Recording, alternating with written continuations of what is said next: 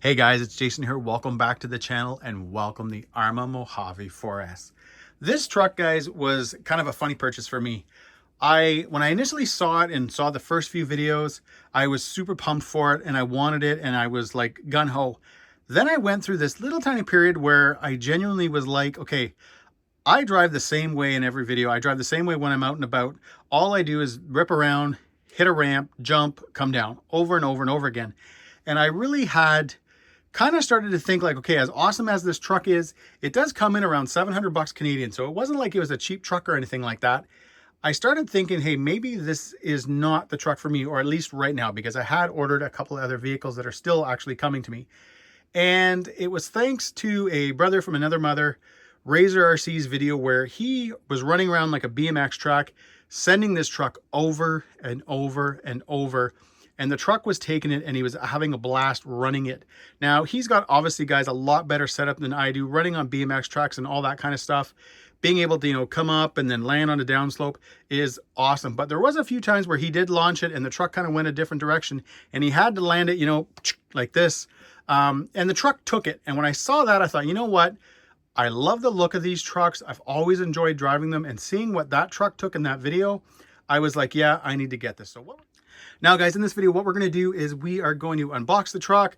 We're going to get everything out. We're going to see all what it comes with, kind of go over its size compared to, let's say, something like the Typhon, because the Senton 6S, which was kind of their Arrma's first sort of run at the short course, trophy truck, desert racer, whatever you want to call sort of truck, was based off, the Typhon was actually based off the Senton 6S. So the same kind of length and all that kind of stuff, as well as, guys, probably, comparing it to something like the TRX 4 up there. That's a high trail. Again, just kind of comparing the wheelbases and the size and all that kind of fun stuff. And then what I'm hoping is, if the rain holds off, to actually get this truck out today for a quick little boot. But what we're going to do first is we are going to start, guys, with just kind of going over some of the box art, and then we're going to get in and check it out. Now, the other thing I forgot to mention, guys, too, is we will compare it kind of side by side with the Kraton 4S. I am really curious and interested to see how the two chassis sort of compare, how, now that Arrma's had a couple of years to kind of tweak that plastic chassis, to see just how bigger and beefier this one is compared to, again, the Outcast 4S version 2 and the Kraton 4S version 2. Starting up here, guys, in the corner, you can see that you've got the Mojave 4S and you have the Senton 3S sort of in the background. So you can see the size of the Senton 3S compared to this Mojave 4S. Right now, guys, it's sort of funny. The Senton 3S here in Canada is, I think, on for something like $349.99 Canadian. And this guy was $699. So it was kind of funny, because when I got back into thinking about getting this truck, I was on Amazon and I did see the Senton for whatever it was, $349, I think it was, or something like that, or $329. This was, guys, double the price, but obviously, guys, more truck, 4S, new, chassis, all that kind of fun stuff. But it was still, guys, kind of a hard purchase. Right here, you can just see, guys, some of the details and stuff like that. We'll be going over it once we get it out of the box. The new kind of bumper and the guard that they have around all the back. You can see the different color here. You have the new cage with all these side guards, which is awesome. Should really help keep all the debris, and especially, guys, if you run the truck in the winter, it'll also keep, I think, a lot of the snow from going into the chassis and all that kind of fun stuff. Here's just guards on the back arms. You have the CVDs, these axles. So these are the same ones, guys, that I believe, kind of probably a slightly revised version, that are on the Kraton 4S and the Outcast 4S. You can just see here your differential with the metal ring and pinion, 17mm hex inside of the diff, so they are tunable. This, guys, the big thing with this truck is this does have a center differential, which I know everybody knows because it was all over the place.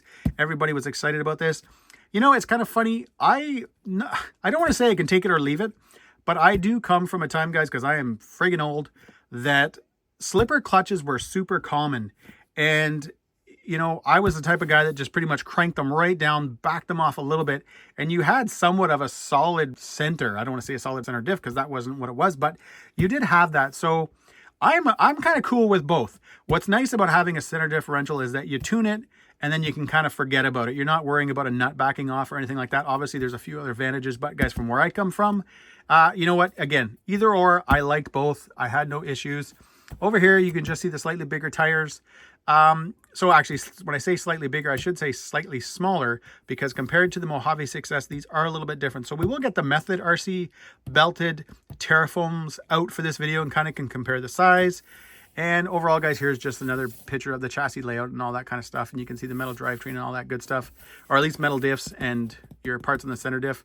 Either way, now it's time, guys, to get into the truck. I'm gonna do things a little bit different today. I often just kind of unbox it with a little bit of music in the background. But while I'm opening it today, I thought I would talk mainly about kind of some things before we even get into the box. And that was the name. When this kind of first got released and I saw it, I kind of thought, well, why is this not a Senton 6S? Because of the plastic chassis, it would make more sense to go with the Senton. Because the Mojave name, when I think of it, goes with the Mojave 6S RTR or EXP. But then I thought about the Senton 6S, the original, which was an aluminum chassis, pretty much what a Typhon is today. So I think Arrma went with the 4S name, Mojave in general, on this, because it kind of allowed them to sort of price point it the way they did. $700 is quite a bit of money for this truck when you think that, again, guys, the Senton I think was around $500, and again, it's on sale right now for $350. An Arrma Creighton, an Outcast, they are slightly over the $500 mark. So yeah, this guy's is yeah. This is an expensive truck. However, looking at it right now, and I know you guys can't see what I see, yeah, I'm pretty excited, guys. This looks pretty wicked. We're gonna get some of this out of the way. We won't be spending a ton of time with things like the radio and stuff like that. My God, we've seen the same one over and over again. Yeah, here's the radio. Yay. But, oh man. You know, before I even get out of the box, for a lot of us, I know we are fans. Here, I'll at least do this much right now while you're listening to me babble. For a lot of fans of the short course trucks, so the Slash 4x4s and all that, we always want a bigger, beefier version of that truck. And the Mojave kind of took it to a new level with the 1/7 scale. But I really, and I mean this, guys, think that this is going to be the new sweet spot for short course trucks and desert racers and all the other names for it.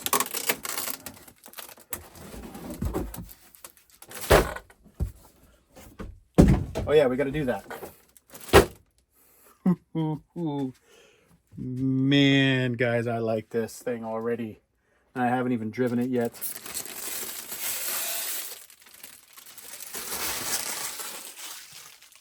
All right, right now, I would bet that everybody's probably watched a video on this truck, but you know what? The videos really don't do it any justice, guys. This thing is a great size.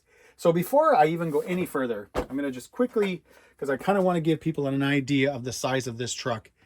So Mojave 4S, this is, guys, my Wyden Typhon. So this is the kind of, again, the Senton 6S was based on this. Here's the Typhon beside the Mojave. So when you line up kind of the rear axles, you can see you're a good probably couple of inches shorter. This, again, is wider because of the Creighton hubs and stuff on it, but yeah, this Mojave, guys, is a pretty sweet size. All right, guys, there it is. So I've got it spinning on a little contraption I picked up from Amazon. I actually had bought it for another vehicle, hoping that it would handle the weight of this truck, and as you can see, it did. Man, Arrma Mojave 4S. This truck looks awesome. It's big. And I know, guys, there is the Mojave 6S. So, and I mean, I had the RTR and the EXP. So obviously that's the big brother, but this, because of the scale of it, and everything is kind of proportioned right, is just a short course truck, but larger. It doesn't necessarily have that long look to it or anything like that. It just looks wicked.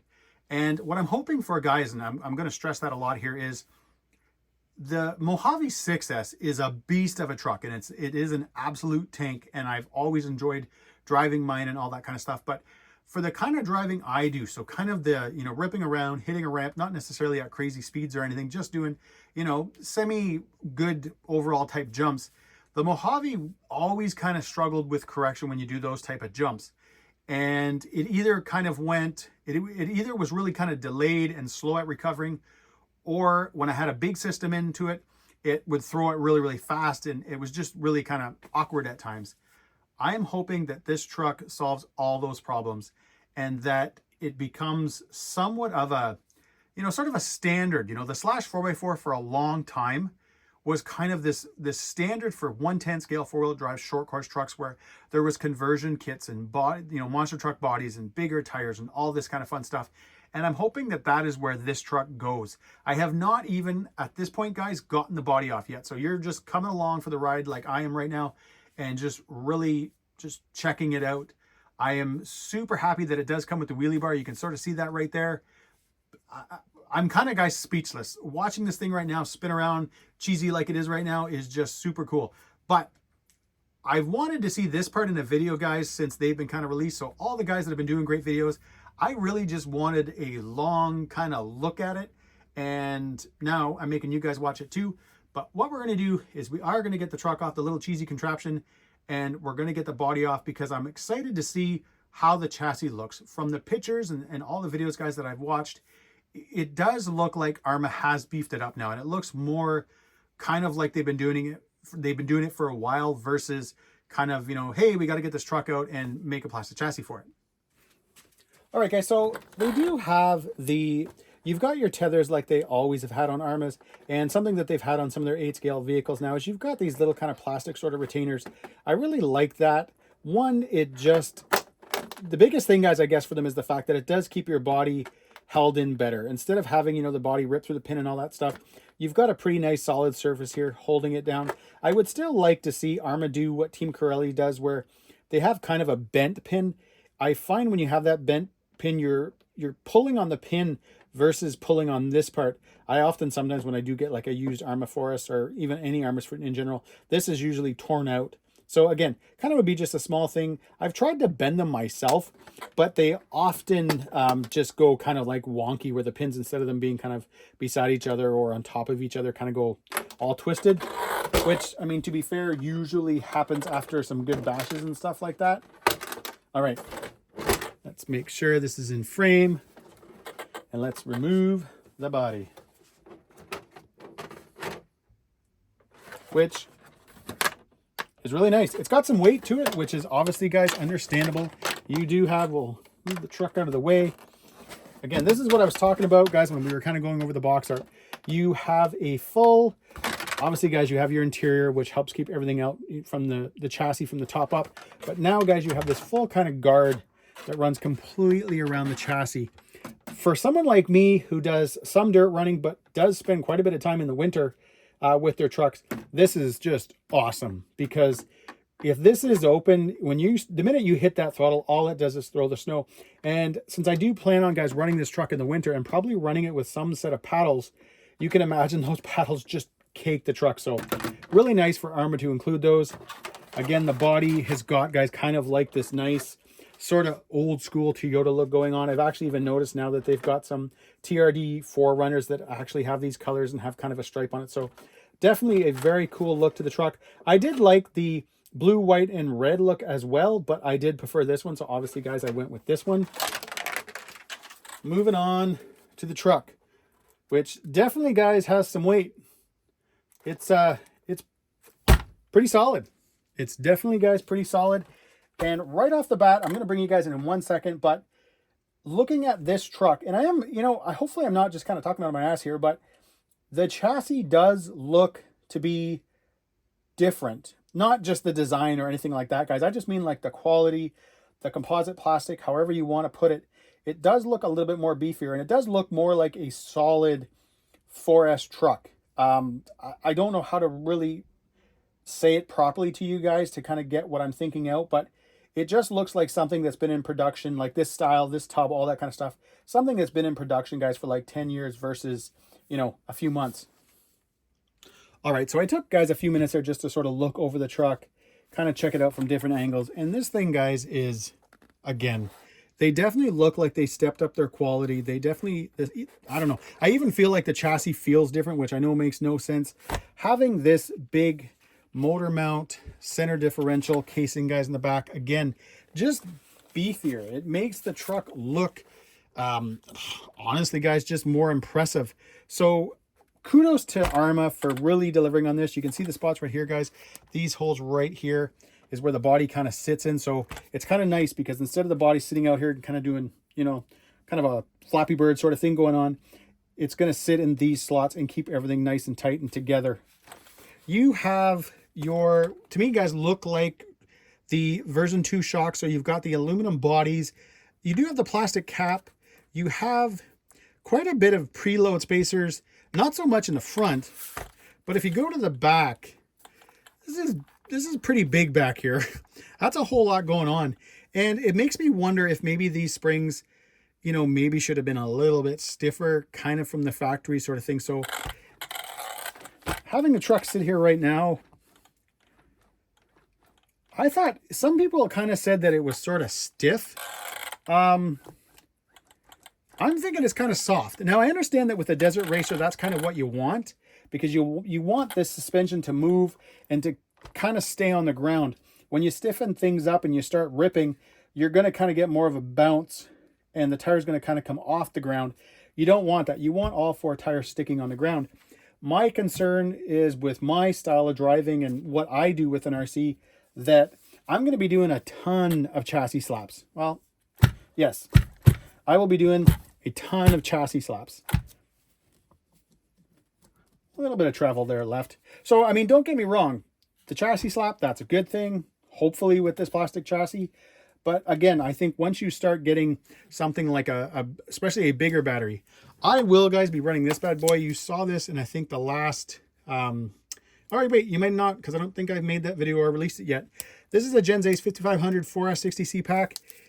It's a nice, it's not too heavy, it's not too big, so I kind of wanted these packs actually specific for this truck. They're 5,500 milliamps. I've got 2 of them now, so I'll have lots of runtime in them and all that kind of fun stuff. We will install them later just to make sure everything fits, but I don't think that that's going to be a problem. But what I was getting at was, again, adding a little bit more weight to the truck. Yeah, okay, that doesn't feel that bad. Again, this battery, guys, doesn't weigh too much. Adjustable links all around, your turnbuckles, all that kind of fun stuff is all adjustable. So camber and tow, you're good to go. What I want to do right now, because I'm looking at it, guys, and I really want to kind of compare the two, is I'm going to go grab one of my Method RC belted Terraphones. So the ones that are for the Mojave, so I can kind of compare the size. All right, so I brought you guys down a little bit, and I wanted to show you actually a few different sets of tires here. So this is your Mojave 6S tire. And as you can see, guys, it's quite a bit taller. So it would obviously, guys, fit, I'm assuming, on the truck. I don't know. It should clear everything. I'll, at a later point, guys, kind of do a Workshop Wednesday video or something like that, kind of comparing them and seeing if they do mount up. But the one thing that is really cool, and I've got 2 other tires here, is this is your belted MX28. And I don't know if it comes across, guys, on camera. You know what? I'm going to bring you guys down just a little bit. Check that out. So you know what? We're going to kind of totally get off track here from the unboxing of the Mojave 4S. And we're going to see what happens if we mount one of these guys up to the truck. Because I'm kind of curious about this. This would be a very aggressive truck for a trophy truck, or a very aggressive tire for a trophy truck. Now, right off the bat, inside, you can see the difference in the hubs. So you would definitely need, I don't even know if they have it, something a lot smaller, something that doesn't have so much offset and push this out. But you know what? We've got the tire off. So that mounts up, which I kind of expected. I'm going to just throw this wheel nut quickly on to get an idea. Now, again, guys, this was all stuff I was going to do in like later videos, but I'm just really excited to have this truck. Like I said, I was excited about this thing for a while now. Okay, so you would, well, I mean, okay, yes, well, you're going to rip your body, obviously. You're going to tear into it, guys, with these tires. However, you know what? I don't think you would have to do too much. It doesn't rub on anything like chassis wise or anything like that. We'll take a better look again, guys, later. But you know what? You could probably get away with just you know, trimming 1/4 of an inch, maybe a little bit more off, you'd still be able to keep somewhat of your actual wheel well on there. And I think you could actually run this. Again, this would be kind of an insane tire. Let me know in the comments if you guys want me to mount up all 4 in a later video to kind of compare and stuff. But overall, guys, I actually don't see, besides from some trimming and stuff like that, this little rubber piece here, and everybody right now with a Mojave knows what I'm about to say. This is cool, but this eventually just tears off, and it usually doesn't in the first few runs. So yeah, this thing would kind of rip that thing to shreds, but it's going to rip to shreds anyways. But I definitely dig that. Now we're going to try, though, while we're under here, another tire also. And that is one of my 2.8-inch belted Terraforms as well from Method RC. It's a wider tire, so I'm guessing we'd have a little bit more issue with that tire. And right at the back, guys, obviously there's quite a bit more width to this tire than to the belted MX-28. This tire, guys, was more like a Stampede Haas kind of a tire. But you know what? You can kind of see that you have some good travel there before you actually start hitting the body, which means, yes, you're going to have, well, here, to give you guys even more of an idea. There it is, that kind of full travel there. So when you're coming down, you're quite a bit into the suspension before you start hitting the body. So these, again, would probably work. You're going to hit your little rubber booty at the front, this little rubber kind of guard. But you probably could, again, get away with, guys, 1/4 of an inch, maybe 1/3 of an inch kind of trimming off right here. You'd still get the line for your kind of fender and be able to run something like this, which is a little bit bigger, a little bit more stable. And just thought I'd remove the body there. So yeah, guys, we're not rubbing on anything. Hopefully I got a good angle there for you guys. It's not rubbing on anything. It's clearing the knuckle, all that kind of fun stuff. So yeah, I don't know, that's pretty cool, guys. I may have to try that at some point. Obviously, guys, we're going to be running the stock tires and all that kind of fun stuff first, but I can see myself wanting to change out to, again, between the MX-28s and these belted Terraforms, guys. We'll be kind of trying them both out. I always love, and I've come back many times, guys, to the Terraforms because they do give you a really good overall feel. And I know with the Mojave, when I was running these guys over here, you get away from that super kind of twitchy, especially if you're in grass and stuff like that, where these tires will dig a lot and you'll find yourself kind of all over the place, sort of like this unboxing is. But these kind of help you. They're a little bit more stable, but when you've got them straight and you hammer on it, they do hook up and they will launch your truck. So kind of a nice thing. But I'm going to just go quickly remove this tire and get the Mojave back into the center. All right, while I was putting the other tire back on, I did go ahead and throw this Genzace 5500 milliamp pack in. I did have to remove this kind of little mount that's sort of in the back of the battery right here. There is still, just so you guys can see, it sat right on there, and you can see there is still a lip there.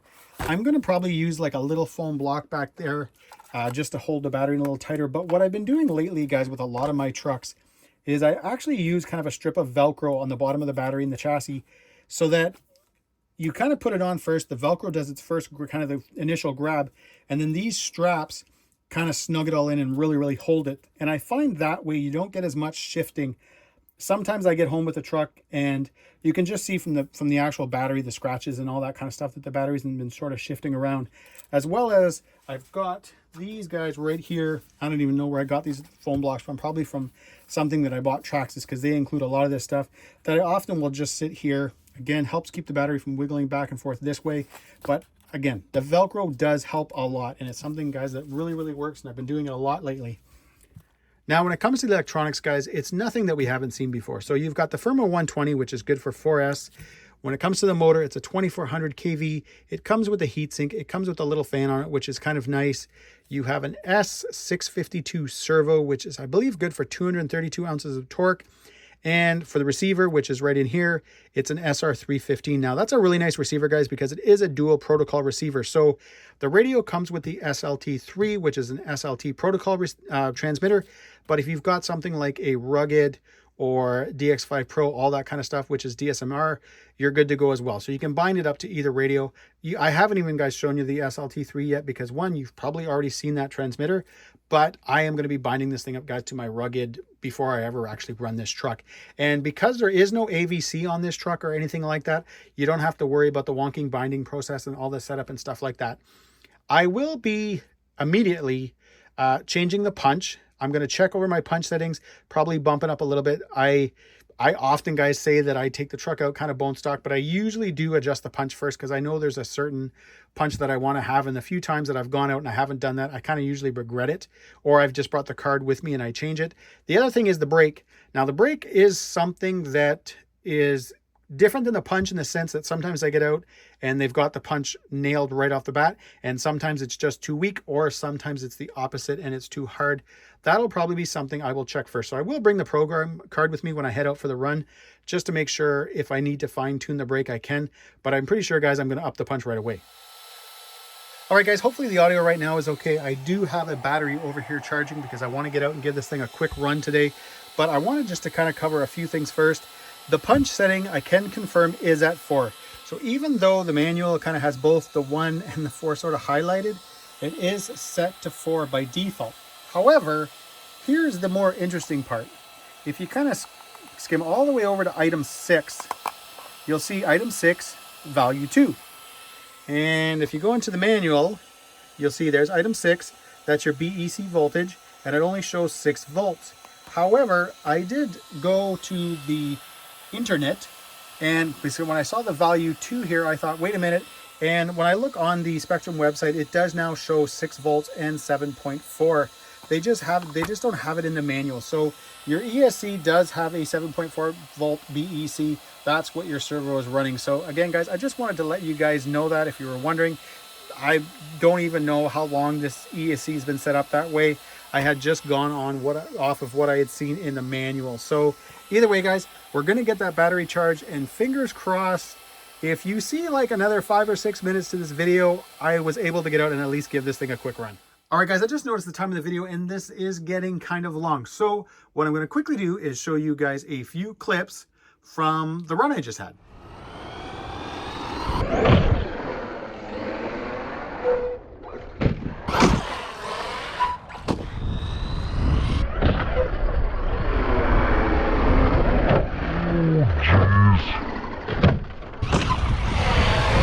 Oh, geez.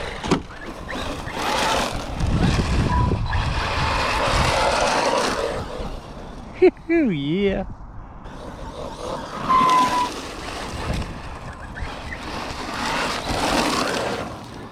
And as you can see, things went good and things went bad. But I'm going to stress one thing. When you drive this truck the way it's supposed to be driven, it is an absolute blast, and it's pretty addicting at that point. It handles everything really, really well, and the suspension is set up very well for that kind of driving. You can see when I was hitting those jumps, when I was hitting the ramp, if you didn't get it almost perfect, yeah, you had some issues. What I'm going to do now, guys, is I'm going to end the video. This has been a pretty long unboxing. I have gotten way off track. That's kind of what happens when I drink coffee and then immediately start doing a video, is I just ramble on and on and on and on. But again, guys, the truck is a blast to drive. Tomorrow, I should have the actual running video up, so you guys will be able to catch that out. Unfortunately, it was kind of a gloomy day, and it always kind of looks kind of bummy when it's gloomy like that, but it was, hey, the best I can get for now. But guys, stay tuned. There's going to be lots and lots of videos with this truck. I do plan on changing out the power system soon. And without guys doing like any kind of spoilers or anything like that, I do feel like this truck is sort of kind of plagued the way the Corelli Skeeter was, where you had a really, really good truck, almost a brilliant truck, but kind of plagued by its power. And because it does feel a little, it feels slower than the Outcast 4S and the Creighton 4S. And I don't know if it's just the drivetrain, the center differential, all that kind of fun stuff, the tires, I have no idea. But that is just the one thing I did notice. Now, again, it's fun, guys, but it definitely could use a little more power. And I even, guys, at one point, well, actually, you guys wouldn't have seen that yet, but in the video, I did talk about something like this, maybe set up for 5S, I think would be absolutely perfect for the truck. But anyways, guys, that was it. That was all. If you enjoyed this video, please give me a thumbs up, please subscribe, and have a great day.